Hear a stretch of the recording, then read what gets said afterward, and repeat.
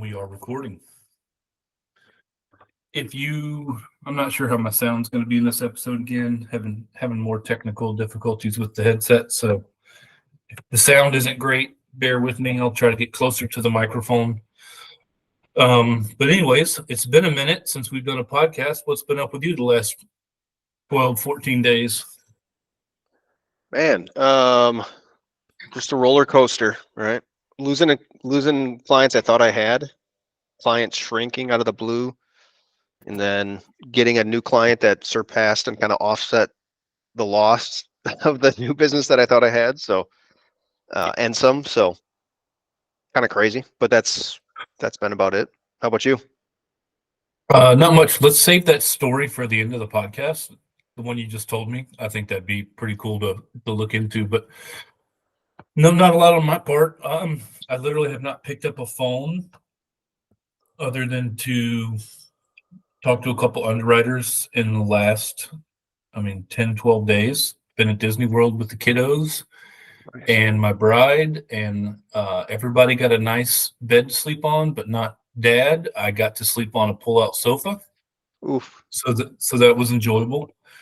Um, but yeah, no complaints. It's been good. I'm not gonna lie, I've been itching to get back in here and get back into the swing of things. Vacations aren't really vacations for me.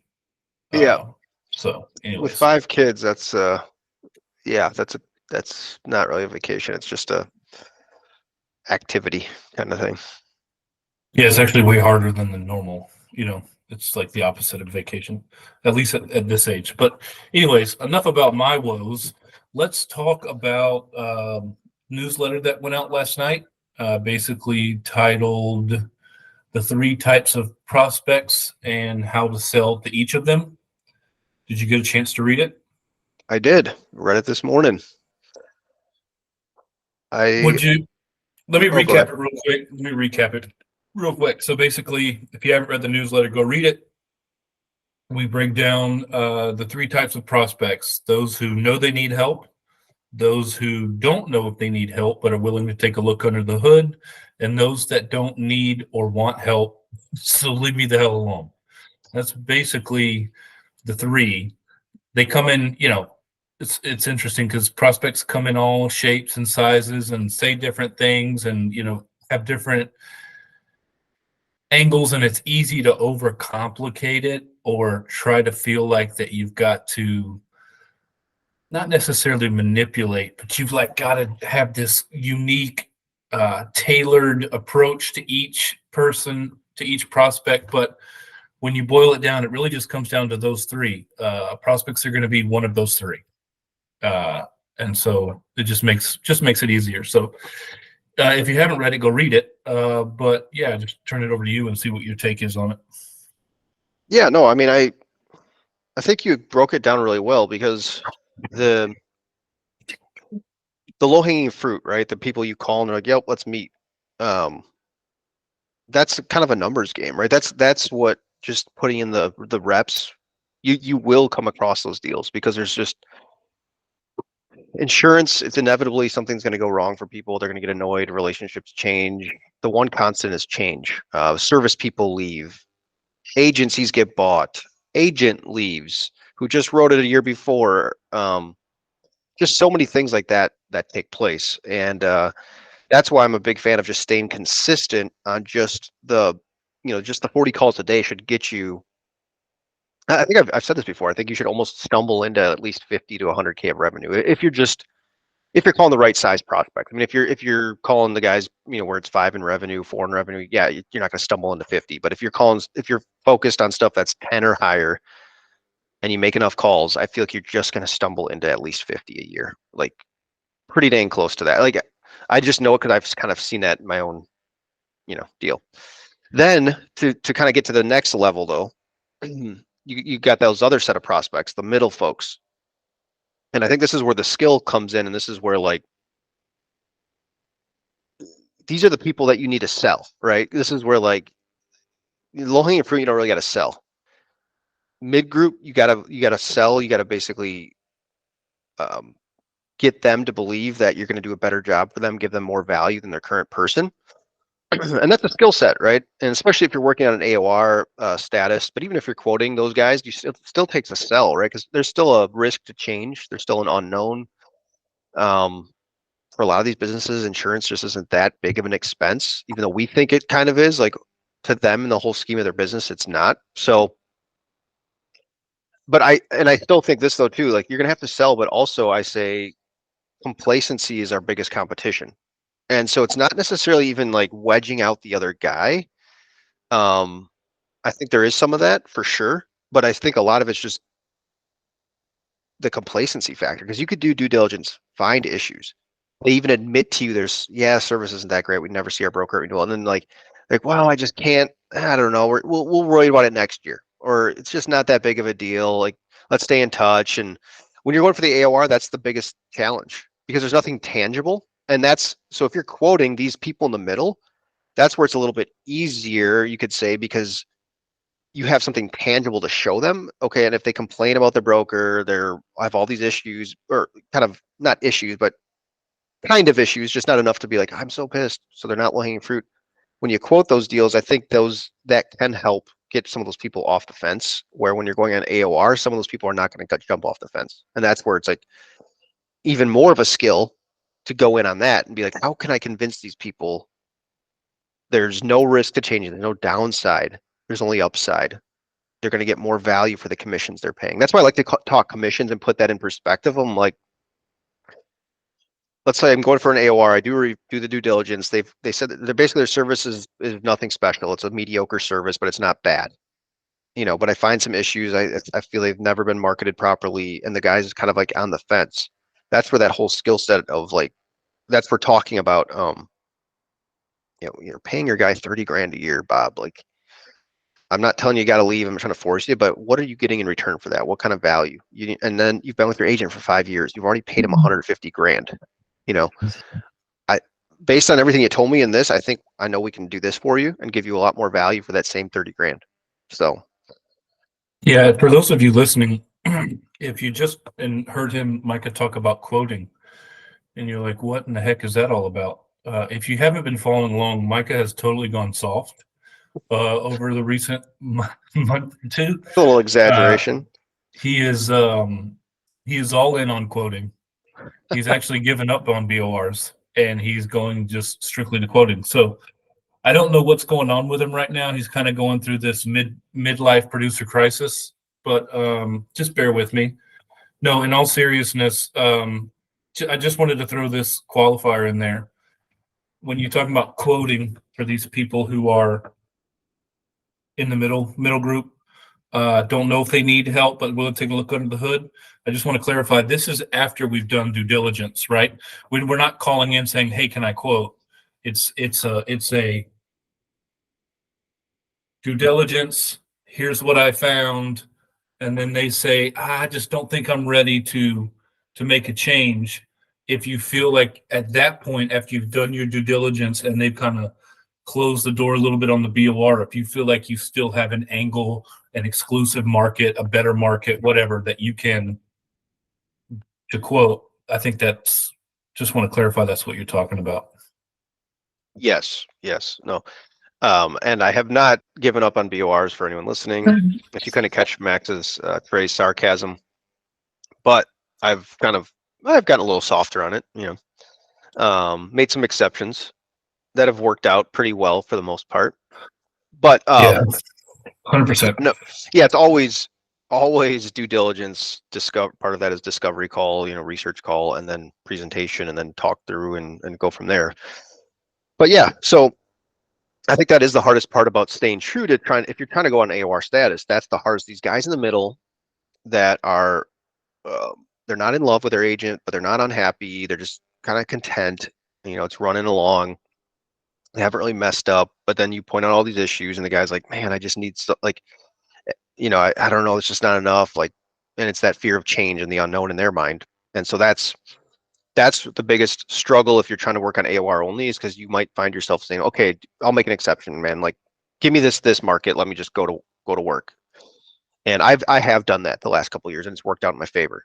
But that was only after due diligence, and I knew that I had the markets I needed to go to get it done. You know, it's still frustrating me. I was like, dude, just come on, hire me. But again, I try to put myself in their shoes, be like, all right, well, you know, they understand, of course, how it works, but they're still kind of like apprehensive. It's a new idea. So, yeah, so that's the middle group. But, and then the last group is, you know, the people who are in love with their agent who are married. I think you did a good job. You stay in touch with them once, twice a year. They pop up in your CRM system, but you're not out there. I mean, you don't want to be investing hours a year trying to prospect these people, you know, trying to break up a happy home. It's just, to me, it's kind of a waste of time. Um, and so once I kind of find that out in my queue, like in my CRM and my follow up, I'm like, okay, love their agent, brother-in-law, whatever. And then I just I'll put a follow up once a year. That's it.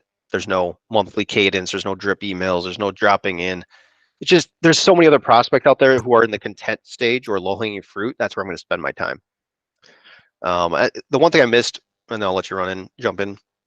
When I talked about low hanging fruit, I didn't mention one of the traps there is that you know, not all low hanging fruit is sweet. Some is rotten, right? So it's like and you mentioned this in the letter, but it's those sometimes are like the biggest. You're like, oh, that's why this was low hanging fruit. It wasn't really the broker's problem. It was always the client that was complained about late renewals, feeling backed into a corner. Well, oh, guess what? I'm working the deal now. They're not giving me the information I need. They're waiting to the last minute to give me what I need. They're you know, terrible losses. Now that I've seen all the losses, like there's just, it's always someone else's fault. And so that's kind of one thing that I've realized on that low hanging fruit to be cautious of. And I think I put a post up on this one time. I don't know if it was about a year ago, and I was like, should I be? It was fun. I was like, should I be scared when I get an AOR and the incumbent agent like waives the rescission period without even asking? Like that's a red flag, you know. Yeah. So The other agent actually drives the physical BOR to you and encourages you to sign. No, the thing that yeah. I was just gonna say, this last group is where a lot of producers who are either new to sales in general, or maybe they don't just do a lot of prospecting to begin with, and this is why volume matters so much, is because if you only make a handful of calls and somebody actually answers the phone and they say that, no, I'm not interested, it's this. I can't tell you how many like messages I get from either inside our Max Revenue HQ community or like on LinkedIn. They're like, hey, I've got this prospect and I know that I can help them. This, you know, I do whatever in this niche and I've called them a bunch, but I just can't get them to move forward or take a meeting. Like, what should I say in this place? And I'm like, let's just back up. You're just barking up the wrong tree. Like, they don't want to, they don't need your help. They don't want your help. So why are you trying to, you're you're literally making the job so much harder than it has to be. Why are you trying to break in? Mm-hmm. Like, just go find somebody else. And if you make enough calls, you will find people who will literally just, they're in pain, they need your help now. And then you'll run into those people who maybe they don't need help now, but they're willing to at least let you take a look. So why would you spend your time trying to break into jail with these people who don't want or need your help? Just move on. Yep.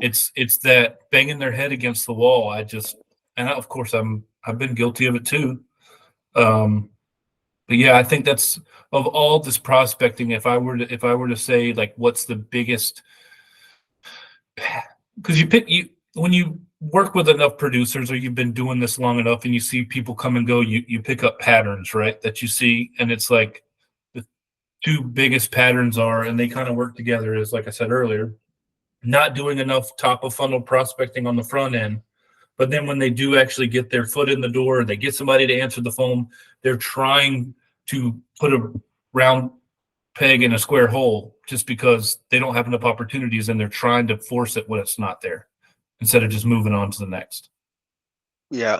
No, I totally agree. One thing I would add that's important is when you're making cold calls, and speaking of building that top of funnel, is you're gonna inevitably call people like, "Now we're happy with our agent." Now, the mistake can be to be like, okay, all right, man, thanks, bye. Because you put them into they're married. And Yeah, this is why I'm a big fan of just trying to create a conversation. exactly. Because once you kind of get past that first, we love it, we're happy with our agent. If you don't ever work to get past that, or even not even try to just not even get past it's the wrong word, but just to ask a follow-up question. You miss out on lumping some people into the married category that really should be in the center category, or maybe even potentially low-hanging fruit, but they're just busy as heck. You know what I'm saying? Like you just call them on a bad day. And so it is a skill making these cold calls, and you need to be comfortable asking a follow-up question, when you hear that response, because if you don't, you're gonna mistake you're gonna mistake those categories, and that's gonna cost you Great. opportunities. Yeah, great point. And yeah, thanks for clarifying that. Yeah, because it's not most people aren't just going to open the door and let you in, right? Like everybody's resistant to change. We're hardwired for self-preservation, and when something new comes along, it's our instinct to just put up our guard, right? So we've got to continue the conversation. And I've heard you on the phone a lot. You're brilliant at this. But yeah, they're not just going to roll over and let you have their account. Like there's going to be some roadblock. There's going to be some type of resistance there. And so let's talk about what a couple of those might look like that you've made recently, and maybe how you kind of worked, judoed, jujitsu'd, or carried on the conversation, what you say, keep the conversation going. Give me a couple. I did this in the newsletter, but give me a couple scenarios of maybe what that might sound like. Yeah, I mean, okay, so hey, we love our agent. We got an agent, we're good. No, hey man, totally get that. Actually, I wasn't looking to quote. Real quick though, I was just curious, more asking for future purposes than anything. Is it one of those relationships that's unbreakable? Are you guys basically married, or do you guys ever talk with anyone else? Boom, stop. Well, no, we have looked in the past, but it's never really fruitful, and it just the way the game is set up, it's all rigged, and yeah, it's never been really a good productive use of time. Oh man, I totally get that. I agree with you. It stinks. It just feels unfair that that's how things are set up. And that's why I wasn't even calling to quote. But typically most people I call still have some curiosity, like, hey, am I overpaying, right? Or like, is my broker got me in the best spot? I mean, is that anything you ever wonder, or have you kind of just given up on really trying to evaluate your agent? Well, no, well, what do you mean? Like, so there you can see like that's Yeah. how that conversation would look. But I always like to do that. Like, hey, just real quick, kind of can I ask you one question? And not trying to change your mind today, but just for future purposes, if I want to follow up with you, I like to use that transition a lot of times because I think it's disarming and be like, okay, the guy's not going to try to twist my arm. He's not going to try to manipulate me into saying yes today and changing things up. But man, I can't think of a specific example, but I know it happens almost on every other week or weekly basis where it's like they come out, they say that, and then all of a sudden I look at the clock. We've been talking for 8-9 minutes, and it Yeah. went from like, now we're good to like, well, and then they ask a question, and then, do you ever get this? This popped in my head. This happens to me a lot. Call someone, use my due diligence script, and they're like, well, what do you sell? And I'm like, well, I am a commercial insurance agent. I was calling about this, this, and this. Okay, where are you located? Or they might even say that, or they might not. But they ask that question, like, well, what are you calling about? And I tell them, and they're like, well, we already have an agent, But it's weird because they ask some question, kind of like, hey, what do you sell? Or like, do you also do work comp? And I'm like, yeah. And they're like, okay, well, no, we're already good. We have an agent. And I'm like, I kind of get that one a decent amount. So I'm like, what I'm trying to figure out in my head, like, what are these people trying, like, are they just asking that question to kind of break the ice and they don't know how to respond and they just have to feel like they got to fill something with a question before they turn me down? I don't know, but I've gotten that a Well, decent I know a amount. lot of these paychecks companies and stuff do work comp, or you have like these industry associations, and they have their funds or whatever. That might be what they're talking about. But no, I've heard that one before. Or the other one I get is like, okay, well, what type of insurance? Yeah. You know what I mean? So they're like, and so then you then you're like, well, you typically have two sides. You have like the health and benefits, and then you have the PNC, and well, what's PNC? And it's like, anyways. Yeah. No, Yeah, the rebuttals or the objections are all shapes and sizes, and there's just in shameless plug, in the Producer Playbook, we give you kind of the top 5 that you'll run into and how to respond, and we tell you how to sell with stories and analogies and all that. So, if you're looking for help building a book via cold prospecting, that might be something to check out. But yes, it's that there's so many different responses, and it's hilarious. But the only way you're actually going to get good at it is by being bad at it for a long time. You just have to suck at it, and that's kind of the biggest resistance. And I hear this all the time from people. They're like, "Well, I'm not good at cold calling," and I'm like, "Well, no shit, because you've never done it. Like, what are you going to Exactly. hop on a wakeboard and just all of a sudden start shredding water? Like, this is not really how it works. You have to suck for a while. So if you heard how Mike could just basically just boom, boom, boom, boom, boom, it just rolls off. His tonality is perfect. Everything's spot on. That's because he's made a gazillion cold calls. You have to eat shit for a while before you get really good at it. Yeah, and it doesn't take as many as you think. Probably it's I think sometimes in your head you can feel like you're suckier than you actually are, and you're like you think you're terrible, but you're actually not that bad. And that's why I'm a fan of following a framework or a script. Just especially when you're starting out. Now I don't look at anything because my script is super easy anyways. So it's like, that's part of the reason I use my scripts is get rid of all like I got to say these 4 sentences and talk about this, and no, it's just keep it simple. Try to open the conversation just to crack them just a little bit, pique their curiosity, and see if they want to talk just for a couple minutes. All right, let's transition. I think we did a good job of covering that. Let's talk about last week for you a little more in detail. This is a great, just like tales from the trenches, like what to expect when you're a producer. This job is never just linear where it just goes in this slow progression and nothing stressful, and you just truck along, and the last week was like a perfect microcosm of what it means to be a producer, your story. So Yeah. without giving away business owners and names of companies, give us kind of the tales from the trenches on this. All right. So as you all know, well, maybe you don't know if you're a first time listener, but I'm building my book back, right? And I'm 2 years and about 3 months in. So every deal matters it feels like it does, right? I mean, it does, but it feels like it really matters. So anyways, what happened is that several months back, tried calling this company, they're getting dropped. So I was like, okay, I can't really AOR anything anyways. So we divided up the markets. I got the ones that I thought, okay, I'm like, I think we can win this thing. So they're not getting me any of the information that I really need. They finally get it to me in January. This is renewing in February. But anyways, I'm like, okay, all systems go. I'm like, still feel good.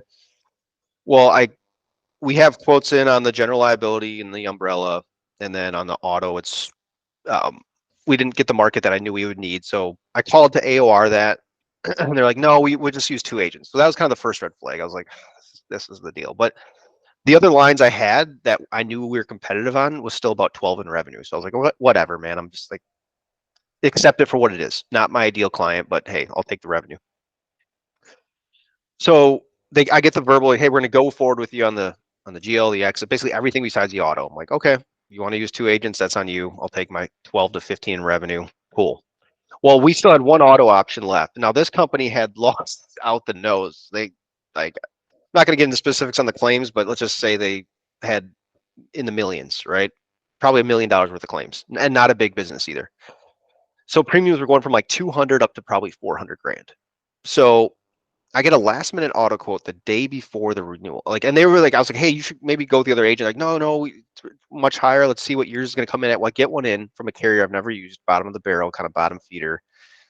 And then we tried, and I call them with it. I was at Whole Foods shopping. It's like 4:30 on the day before it renews at midnight. And I'm like, hey, I got this in. I just forwarded it to them, and I'm like, I haven't looked through this. Anyway, so they get on the phone. They're like, let's move forward.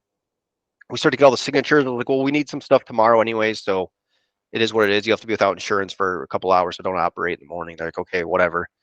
And then it raised a red flag because there was like this, like I say, bottom of the barrel insurance company. There were some things that asked for them to sign, like an indemnity agreement, some other things like that are just not typical. But hey, they're like, the cost is half. And I'm like, whatever. Well, anyway, so all of a sudden they're like, no, we're not going to bind with this anymore. We just don't feel good. We're going to go with the higher. I was like, fine. Like, I haven't even seen the other one, but just go with it, whatever. Well, then they're like, hey, this caused us to look at everything. Now we hired a consultant. Now we're looking at everything you quoted. And this kind of pissed me off. But basically, their contract, they were confusing the word admitted with like admitted to do business in Texas with not admitted. So like the E&S market, the surplus market, for all you know, they can do business in all the states that they're licensed in through wholesale brokers. That's totally fine. I have tons of clients that have not admitted policies. Well, they go in the weeds and they read this word admitted and be like, no, this isn't right. And I'm like, no, they are admitted to do business in Texas. They're just non-admitted. Anyways, they conflated admitted to do business in Texas with admitted paper. yeah. Oh my gosh, that is a new one. That is insanity. I mean, Correct. I know. and you know what it is? It's the freaking consultant, man. I guarantee you it's that dumbass consultant. They're the worst. Yeah. So, anyways, I was like, whatever. I've never had anyone complain. I have clients that do work for the city of Austin, San Antonio, all throughout the state of Texas that have not admitted policies for various reasons, usually claims history or types of operations. They're like, and so then I get an email back, probably like hey, we're not going to bind anything anymore. We just don't feel good, blah, blah, blah. I was like, wow, okay. So I just lost the whole account, right? So it went from, I was thinking about 12 to 15, then up to 27, then down to back to 12, then to 0. And then that same week, my biggest client sends me an email. We're significantly downsizing. I'm talking going from like probably, like a tenth of what they are, like, or maybe 20% of where they are. So I'm going to lose like 30 in revenue on that, or 20. And I'm like, gosh, man. And then that was the week I was having. And then on Friday in my CRM, I'm sitting there, I pop up some tasks and I'm just like, whatever, I'll just make them calls. I wasn't really too motivated. And I saw one of my old clients who I had talked to in the fall. My non-compete was up, and I just sent her an email, just say, hey, how's the renewal going? And the renewal's coming up in 30 days. So I was like, there's nothing to be done here. And she's like, well, it's actually not that great. But I'm really frustrated. And I was like, okay. I'm like, well, sorry to hear that. If you need help, let me know. Or if you want to talk afterwards, maybe we can talk for next year. And that was it. And then I get a call. I'm cutting the grass at like 4:30 from the client. And she's like, hey, we were talking about things. Is it too late to like change? We're just really frustrated, like how they're doing the COIs and since you left and blah, blah, blah. And I'm like, no, I don't think so. Let me make some calls. Anyways, we make the calls, and the revenue of this deal offsets the revenue I lost and also the revenue of the shrinking account. So it's actually kind of just a wash at the end of the day, but it's Very nice. yeah. So we got the AORs on that last week. Everything was processed. So that's going to hit here, shortly. But kind of crazy how life works out. So that's kind of like you That's said, awesome. a microcosm of the life of a producer. It's like, there's just never a dull moment. It's always like things change. You just got to stay even keeled as much as possible. Which is the exact opposite of what I am. I'm a roller coaster guy, super impulsive, big highs, big lows. We drove to Disney from Louisiana, and as I'm driving, like when you have an 8, 9, 10 hour drive, like the stuff that goes through your brain, like you just go down all these rabbit holes. Yep. So I'm like really having a deep introspective conversation with yours truly. And I'm like, you know what? I'm just not really good with stress. I just don't like how can I take stress out of my life? And I'm like, well, career is probably not the best. Like what you do for a living, either you've got to, stop caring significantly, more, or get into a new line of work. So I will not be changing jobs. But I guess I don't know. This is what we signed up for, so you got to roll with it. Do you ever have this irrational fear? And maybe it's just me, but maybe because I'm building my book back, I literally sit around and think all the different clients that could leave and how they could leave. Like, okay, they played golf with this guy. He was honest with me as another broker. I'm like, he could leave. This guy could just get pissed. Their rates could increase. This carrier could drop them. Someone could quote them next year. I could lose half my book overnight. Like they could sell out. I don't know. I think like literally, I think like that a lot. The thing for me is like, and this literally happened last week. My biggest client reached out and he sent me a text and was like, "Hey, give me a buzz." And I'm like, "Oh shit, what happened? What, like calling my service girl, like, "Hey, what's going on? Do you know?" And when I talked to him, he was like, "Hey, let's get up and play golf. It's been a little bit. Let's go play some golf."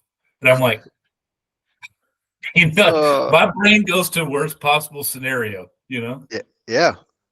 I think you can kind of use that for good in a certain sense because you always want to stay out there, prospecting. But it can also, yeah, if you don't control it, it can be a little bit tiring. Just like, damn, I can't sit here and stress about losing all this stuff. It's like people are going to come and go, and I think that's why you should always be prospecting.